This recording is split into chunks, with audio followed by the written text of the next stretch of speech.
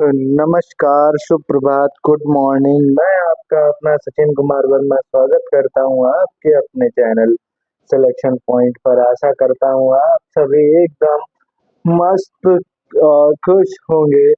तो आज हम करंट अफेयर्स के अपने एक बेहतरीन धमाकेदार नए सेशन के साथ आपके साथ जुड़े हुए हैं। आज जुलाई महीने का आखिरी दिन है, कल से अगस्त महीना शुरू हो जाएगा। तो आज हम देखते हैं कि क्या महत्वपूर्ण घटनाएं हैं आज से जो हमने उठाई हुई हैं। एक बात और कहना चाहूंगा, अभी मैं सोच रहा था कि कल से कुछ क्लासेस और बढ़ाई जाएं जिसमें पॉलिटी और हिस्ट्री की भी क्लासेस रहेंगी। तो मैं आशा करूंगा कि आप सभी लोग क्लासेस को लाइक करेंगे, शेयर करेंगे और ज़्यादा से ज़्यादा लोगों को बताएंगे हमारे चैनल के बारे में। तो अब हमको अपना टॉपिक शुरू करना चाहिए। तो हमारा टॉपिक क्या है वो शुरू करते हैं। तो हमारा सबसे पहला टॉपिक है कि बेंगलोर की टीम ने बनाई low cost smart window. Bengaluru की टीम ने बनाई लो कॉस्ट स्मार्ट विंडोज। चलिए ये होता क्या है, सबसे पहले हम ये देखते हैं। तो इसे क्या है, centre of nano and software Meta sciences Bengaluru ने विकसित की अफोर्डेबल स्मार्ट विंडो जो कलर चेंज और एनर्जी स्टोरेज दोनों कर सकते हैं। अब देखिए क्या है, आपने देखा होगा जैसे सोलर पैनल्स होते हैं, उसी टेक्नोलॉजी का यूज करके किस कंपनी ने centre of nano and soft matter sciences Bengaluru ने क्या किया है, अफोर्डेबल मतलब सस्ती स्मार्ट विंडोज जो कलर चेंज कर सकती हैं, एनर्जी स्टोर कर सकती हैं। जैसे जो सोलर पैनल्स होते हैं वो जो सोलर एनर्जी है उसको कन्वर्ट करते हैं। ठीक है, इसके साथ और देखते हैं इसकी विशेषताएं क्या क्या। तो इसकी जो विशेषताएं हैं हम उनको देखते हैं, क्या क्या विशेषताएं हैं। तो विशेषताएं सबसे पहले उपयोग टाइटेनियम डाई ऑक्साइड फिल्म और एल्यूमिनियम आयन और लो कॉस्ट और सस्टेनेबल बनाया गया है। तो क्या है ये, टाइटेनियम ऑक्साइड की फिल्म और एल्यूमिनियम आयन इलेक्ट्रोलाइट, जिससे कॉस्ट कम हो जाएगी और सस्टेनेबल का मतलब है जो हमारे पर्यावरण है उसके लिए यह बेहतर है।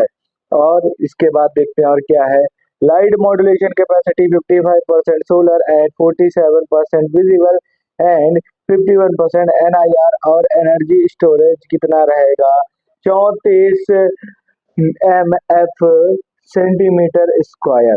ठीक है, या कितनी एनर्जी स्टोर कर सकता है, 34 एम एफ सेंटीमीटर स्क्वायर। और सोलर कैपेसिटी इसकी कितनी है, 55% और 47% या विजुअल है। और नेट इंटेंसिटी रेट कितना है, नेट इंटेंसिटी रेट है 41%।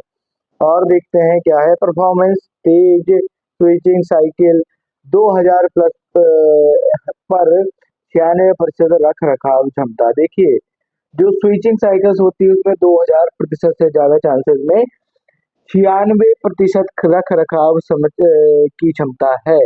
तेज स्विचिंग साइकिल का मतलब ये तेज स्विच की जा सकती है इधर से उधर, और ये 96% इसमें रख रखाव की क्षमता है। इसके बाद देखते हैं एप्लीकेशंस इसके क्या, तो हम एप्लीकेशंस देखते हैं। तो एप्लीकेशन क्या है, future zero energy buildings and sustainable infrastructure के लिए फायदेमंद। तो ये क्या है भैया, ये जो फ्यूचर की जो जीरो एनर्जी बिल्डिंग्स हैं, ठीक है, उसके लिए सस्टेनेबल इंफ्रास्ट्रक्चर के लिए फायदेमंद है। देखिए फ्यूचर में हमको एनर्जी तो जरूर ही सेव करनी होगी।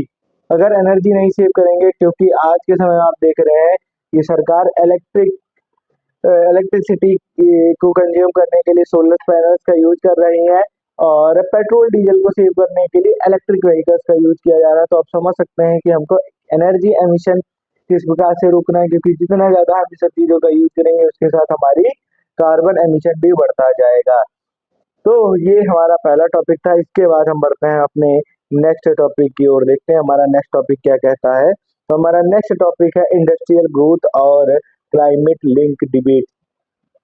तो इंडस्ट्रियल ग्रोथ और slow down and climate link debate, ये हमारा टॉपिक है कि जो इंडस्ट्रियल ग्रोथ है और क्लाइमेट लिंक डेप्थ से रिलेटेड डिबेट से रिलेटेड हमारा टॉपिक है। देखते हैं ये क्या कहता है। देखिए आप आज इसमें समझ रहे हैं कि इंडस्ट्री सेक्टर की ग्रोथ बहुत इंपॉर्टेंट है किसी देश की इकोनॉमी को बेटर करने के लिए। पर उसके साथ साथ में जो क्लाइमेट है, जो पर्यावरण है, उसको भी बनाना बहुत ही महत्वपूर्ण चीज है। तो इसी के बारे में दिया हुआ है, जून 2025 में भारत को आईपी ग्रोथ सिर्फ 1.5% था, और माइनिंग सेक्टर -8.7% था, और इलेक्ट्रिक सेक्टर कितना था, 2.6% था, जबकि मैन्युफैक्चरिंग धीमी गति से बढ़ा। देखिए, मैन्युफैक्चरिंग हमारी ग्रोथ जरूर हुई आईआईपी की। कल मैं इससे पहले क्लास में मैंने आपको बताया भी कि भारत इस बार माइनिंग सेक्टर कितना माइनस में चला जा चुका है, 8.7%, और बिजली जो 2.6% विद्युत की भी ग्रोथ कम हुई है। पर जो टोटल आईपी सेक्टर है वो कितना बढ़ा हुआ है हमारा, वह बढ़ा हुआ है 1.5%। ठीक है, इस चीज के बारे में दिया हुआ है। अब देखते हैं जो इसके मुख्य कारण है, इसके मुख्य कारण कौन कौन से। तो इसके मुख्य कारण देखते हैं क्या, अर्लियर एंड इलेक्ट्रिक मानसून के कारण उड़ीसा, झारखंड और बंगाल में वाटर लॉगिंग हुआ, जिससे माइनिंग और पावर सप्लाई प्रभावित हुई। क्या हुआ इस साल, जल्दी और एरेटिक, ठीक है, जल्दी और एरेटिक मानसून के कारण उड़ीसा, झारखंड और वेस्ट बंगाल में वाटर लॉगिंग हो गई, मतलब माइनिंग वाली जगह पे पानी भर गया, जिसकी वजह से माइनिंग और पावर सप्लाई क्या हो गई, प्रवाहित हो गई। इस चीज का ध्यान रखिएगा, ठीक है। और इसके साथ आगे देखते हैं एडिटोरियल क्या कहता है। एडिटोरियल क्या कहता है, एडिटोरियल की चेतावनी, इकोनॉमिक रिपोर्टिंग जैसे आईआईपी जीटीपी में भी यह अभी तक क्लाइमेट रिलेटेड डिसरप्शन को शामिल नहीं किया जाता, जबकि ग्लोबल इंस्टीट्यूशन इसे माइक्रो इकोनॉमिक फ्रेमवर्क में शामिल करने लगे हैं। देखिए क्या बात है, जो एडिटोरियल्स की चेतावनी है कि इकोनॉमिक रिपोर्टिंग जो हमारे भारत में होती है, जैसे कि आईआईपी, ठीक है, इंडस्ट्रियल प्रोडक्शन से रिलेटेड, ठीक है, और जो जीडीपी ग्रॉस डोमेस्टिक रिपोर्ट है में अभी तक क्लाइमेट रिलेटेड डिस्रप्शंस को शामिल नहीं किया गया, जबकि ग्लोबल इंस्टीट्यूशन इसे माइक्रो इकोनॉमिक्स फ्रेमवर्क में शामिल करते हैं। देखिए, जो क्लाइमेट डिबेट आप समझ रहे हैं, क्या हुआ जब, देखिए, इस प्रकार की चीजें जिसमें कार्बन जो रहता है, कार्बन की अर्थव्यवस्था रहती है, वो ज्यादातर किसमें आती है, माइक्रो इकोनॉमिक्स फ्रेमवर्क में आती है। पर इंडिया में आईआईपी और जीडीपी में अभी से शामिल नहीं किया गया है, लेकिन इंटरनेशनल लेवल पर, ग्लोबल लेवल पर बहुत सारे इंस्टीट्यूशन ने इसको माइक्रो इकोनॉमिक फ्रेमवर्क में शामिल कर लिया है। अब इसकी आवश्यकता क्या है, ये भी हम, तो इसकी आवश्यकता यह है कि इंडिया भी सिस्टमेटिकली इंटीग्रेट कर climate attribution into economic data reporting, कि इंडिया को भी क्या करना चाहिए, सिस्टमेटिक इंटीग्रेशन करके क्लाइमेट एट्रीब्यूशन और इकोनॉमिक और डाटा रिपोर्टिंग को ऐड करना चाहिए। भारत को क्या करना चाहिए, जो सिस्टमेटिक इंटीग्रेट करे और climate attribution into economic data reporting में इसको जोड़ दे। देखिए, इसमें कहा गया है कि जैसे हम इकोनॉमिक सेक्टर में जो क्लाइमेट के एट्रीब्यूशन है, उसको भी डाटा के रूप में ऐड करें। एक सीधे सीधे मैं आपको ऐसे समझा सकता हूँ कि भारत में औद्योगिक उत्पादन जो है उसमें वृद्धि में हालिया मंदी हुई है। ठीक है, देखिए, हाल ही में जो भारत का औद्योगिक उत्पादन है उसमें क्या हुई, मंदी हुई, विशेष रूप से मई 2025 में आंशिक रूप से जलवायु संबंधी घटनाएं, जैसे मैंने अभी बात करी मानसून में, ठीक है, मानसून की वजह से इस प्रकार की दिक्कतें आई, जिसकी वजह से वर्षा की वजह से, जो वर्षा की वजह से खनन बिजली और क्षेत्र प्रवाही बिजली के क्षेत्रों में प्रवाह रुक गया। ठीक है, इसलिए इस बात पर व्यापक बहस चल रही है, जलवायु परिवर्तन और औद्योगिक विकास किस प्रकार से परस्पर क्रिया करते हैं। देखिए, जलवायु परिवर्तन और औद्योगिक विकास आपस में क्रिया करेंगे, क्योंकि कार्बन अर्थव्यवस्था में परिवर्तन और चुनौतियां उत्सर्जन करने के लिए, विकास के लिए अलग से कलग करने के लिए क्षमता को शामिल करना होगा। मतलब जो कार्बन की अर्थव्यवस्था है, उसके परिवर्तन और उसके उत्सर्जन के आर्थिक विकास को अलग करने की क्षमता हमको शामिल करनी पड़ेगी। यह हमारा टॉपिक कहता है। इसके बाद बढ़ते हैं हम अपने अगले टॉपिक की ओर। अगला टॉपिक क्या कहता है, आरबीआई, एनबीएफसी और बैंकों की एआईएफ में निवेश सीमा तय की। देखिए, आरबीआई ने क्या किया, आरबीआई ने एनबीएफसी और बैंकों को एआईएफ में निवेश सीमा तय की है। ठीक है, देखते हैं क्या।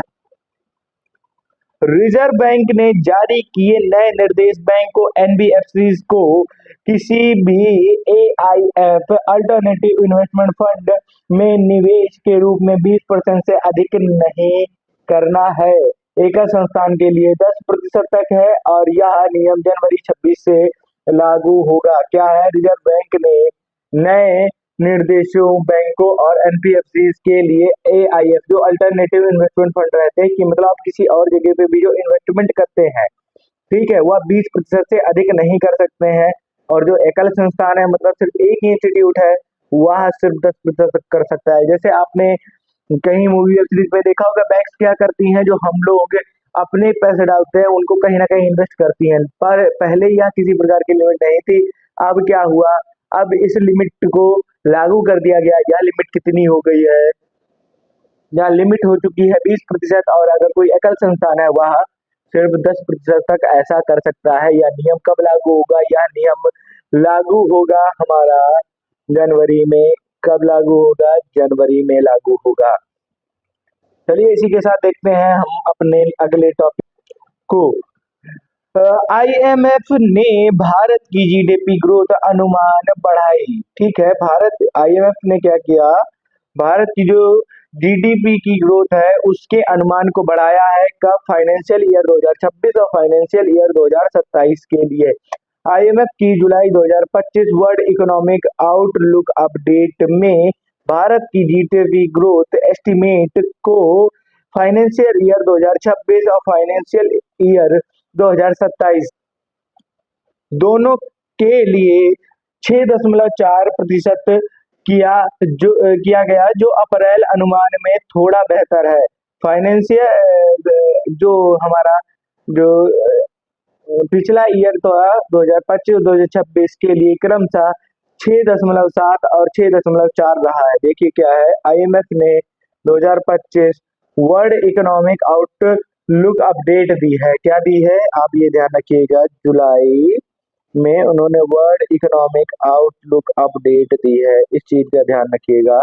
ठीक है, तो ये क्या है, इसमें भारत की जो जीडीपी ग्रोथ है अगले आने वाले 2 साल फाइनेंशियल ईयर 2026 फाइनेंशियल ईयर 2027 में दोनों को 6.4% कर दिया गया है, जो अनुमान जो अप्रैल के अनुमान से थोड़ा बेहतर है। ठीक है, ये है कि भारत की जीडीपी ग्रोथ 2026 और 27 में बेहतर हो जाएगी, यह मानना है आईएमएफ। अच्छा, अब ये आईएमएफ क्या है इसके बारे में भी हमें पता होना चाहिए। आईएमएफ के बारे में, तो आईएमएफ होता है इंटरनेशनल मॉनेटरी फंड। आईएमएफ क्या होता है, आईएमएफ होता है इंटरनेशनल मॉनेटरी। तो इंटरनेशनल मॉनेटरी फंड ने भारत की जीडीपी ग्रोथ को कितना बताया है, 6.4% बताया है। किस ईयर के लिए बताया, फाइनेंशियल 2026 और 2027 के लिए। इसके साथ बढ़ते हैं हम अपने अगले टॉपिक की ओर। तो संजय सिंघल जो है, अगला टॉपिक हमारा क्या कह रहा है, संजय सिंघल बने नए डीजी सशस्त्र सीमा बल के।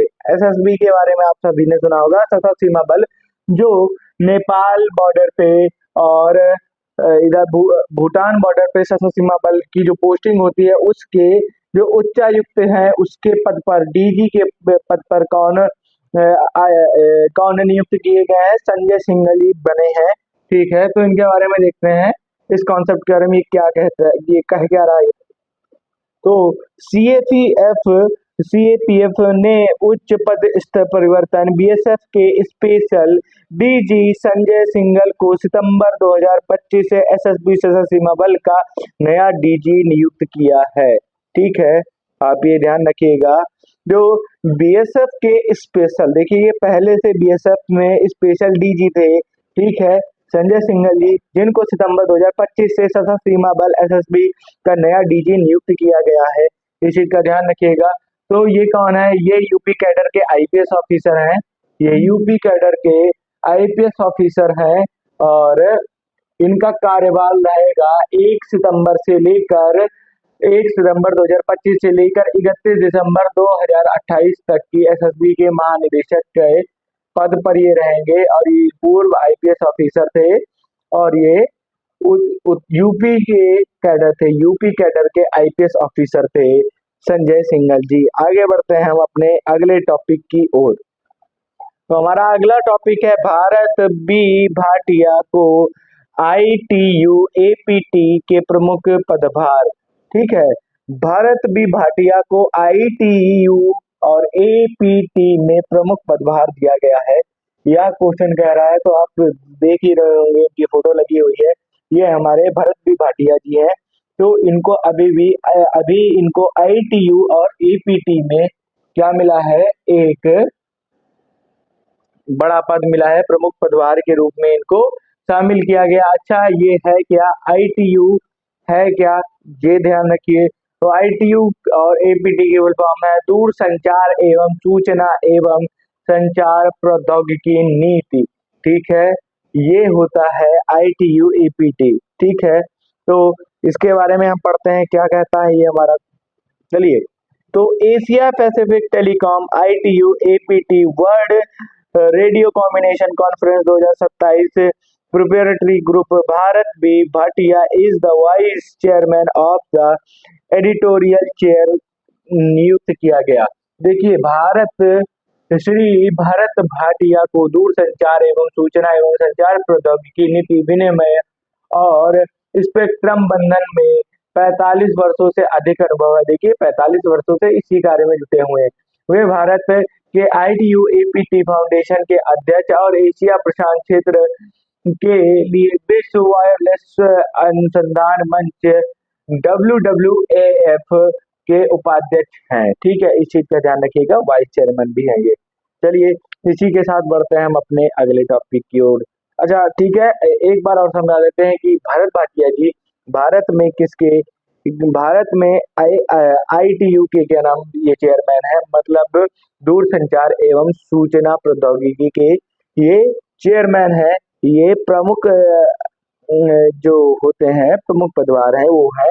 और जो एशिया पैसिफिक टेलीकॉम और वर्ल्ड रेडियो कम्युनिकेशन कॉन्फ्रेंस, इस सबके वाइस प्रेसिडेंट जी, वाइस चेयरमैन कौन है, भारत बी भाटिया। इस चीज का ध्यान रखेंगे। आगे बढ़ते हैं हम अपने अगले टॉपिक की ओर। अगला टॉपिक है डोनाल्ड ट्रंप जी से। ट्रंप के 25% टैरिफ और जुर्माने से भारत पर असर पड़ने वाला है। चलिए, ये हेडिंग हमारी कह रही है ट्रंप के 25% टैरिफ और जुर्माने से भारत पर असर पड़ने वाला है। ठीक है, देखते हैं। अमेरिकी राष्ट्रपति ने 1 अगस्त से भारत पर दंड लगाने के लिए रूसी खरीद और उच्च टैरिफ को कारण बताया। केंद्र ने कहा कि वह इसके प्रभावों का अध्ययन कर रहा है और राष्ट्रीय हित की सुरक्षा के लिए सभी आवश्यक कदम उठाएगा। टैरिफ दर पहले से लगाए गए 26% टैरिफ से थोड़ी कम है, जिसे ट्रंप ने शुरू में लगाने की धमकी दी थी।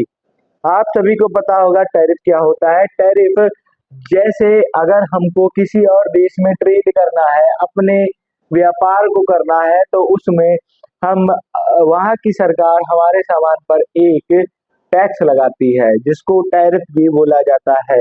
तो अमेरिका ने बोला जो भी देश रूस के साथ अपना ट्रेड करेंगे, रूस के साथ अपना व्यापार करेंगे, उस पर उच्च टैरिफ लगेगा।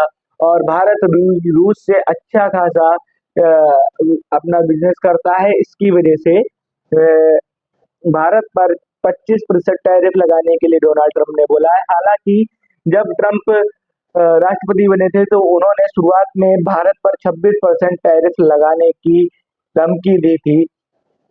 तो देखते हैं कि ये लगाते हैं कि नहीं लगाते हैं, क्योंकि इनका जो जितना भी भारत की तरफ से जितना भी मैन्युफैक्चरिंग होती है फार्मास्यूटिकल्स का, उसका सबसे बड़ा ट्रेड डीलर USA ही है। भारत सबसे ज्यादा फार्मास्यूटिकल्स USA में ही बेचता है। देखते हैं, अगर इस प्रकार का होगा तो भारत के मेडिकल सेक्टर में थोड़ी मंदी आ सकती है। आगे देखते हैं हम अपने अगले टॉपिक की ओर। तो हमारा अगला टॉपिक है भारतीय रेलवे से। ये टॉपिक हमसे कह रहा है रेलवे को मिलेंगे 17,000 नॉन एसी कोच सामान्य कोच। ठीक है, नॉन एसी और सामान्य कोच कितने मिलेंगे, 17,000 कोच। ठीक है, आगे देखते हैं क्या कहते हैं। केंद्रीय रेल मंत्री अश्विनी वैष्णव ने बुधवार को कहा कि अगले 5 वर्षों में 17,000 गैर वातानुकूलित सामान्य और सघन डिब्बों शुरू किए जाएंगे। मंत्री ने एक लिखित उत्तर में बताया कि कुल 82,200 डिब्बों में गैर वातानुकूलित डिब्बे सामान्य शयनयान का प्रतिशत बढ़ाकर लगभग 70% हो गया है, जबकि 25,030% वातानुकूलित डिब्बे हैं। तो हमारे रेल मंत्री जी ने कहा कि हम अगले 5 वर्षों में क्या करने जा रहे हैं। अगले 5 वर्षों में हम भारत में 17,000 नॉन एसी, ठीक है, जो जनरल के डिब्बे होते हैं और स्लीपर के डिब्बे होते हैं, उनको बढ़ाया जाएगा। हालांकि भारत में अभी 82,000 जो डिब्बे हैं जो वातानुकूलित हैं, जो सामान्य है, जो गैर वातानुकूलित हैं, जो जर्नल है और स्लीपर के डिब्बे हैं, और जो कि लगभग 70% है, और वही 25,000 लगभग 30% जो डिब्बे हैं वो एसी से रिलेटेड है। चलिए तो देखते हैं इसके आगे अगला टॉपिक हमारा। तो अगला टॉपिक है हमारा सेबी से, ठीक है। तो सेबी क्या है, सभी को सबसे पहले ये पता होना चाहिए। सेबी की फुल फॉर्म सभी बताएंगे एक बार। तो security and exchange board of India, SEBI जिसे बोला जाता है, या आप इसको हिंदी में अगर याद करना चाहें तो हिंदी में इसे बोला जाता है भारतीय प्रतिभूति और विनिमय बोर्ड, जिसे हम सेबी कहते हैं, ठीक है। तो इसके बारे में हम देखते हैं। सेबी ने स्मॉल कैप कंपनी के लिए सर्विलांस फ्रेमवर्क को स्वीकृत किया है। सेबी ने स्मॉल कैप कंपनियों के लिए।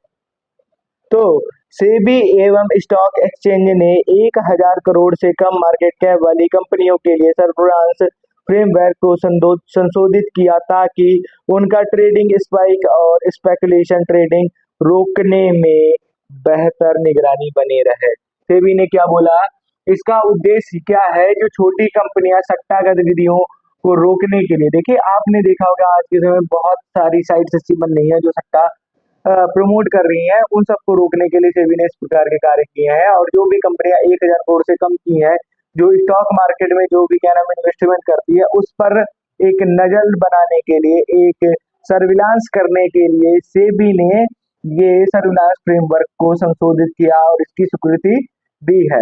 तो ये हमारे आज कुछ बेहतरीन टॉपिक्स थे जो आज हमारे करंट अफेयर से रिलेटेड थे। तो अब हम आपसे मिलते हैं कल एक नई बेहतरीन धमाकेदार क्लास के साथ। तो मैं आशा करूंगा कि आप हमारे चैनल को लाइक करेंगे, शेयर करेंगे और सब्सक्राइब करेंगे। इसी के साथ मैं सचिन कुमार वर्मा आज के लिए आपसे अलविदा देता हूँ। कल मिलेंगे फिर एक नए धमाकेदार सेशन के साथ। Thank you.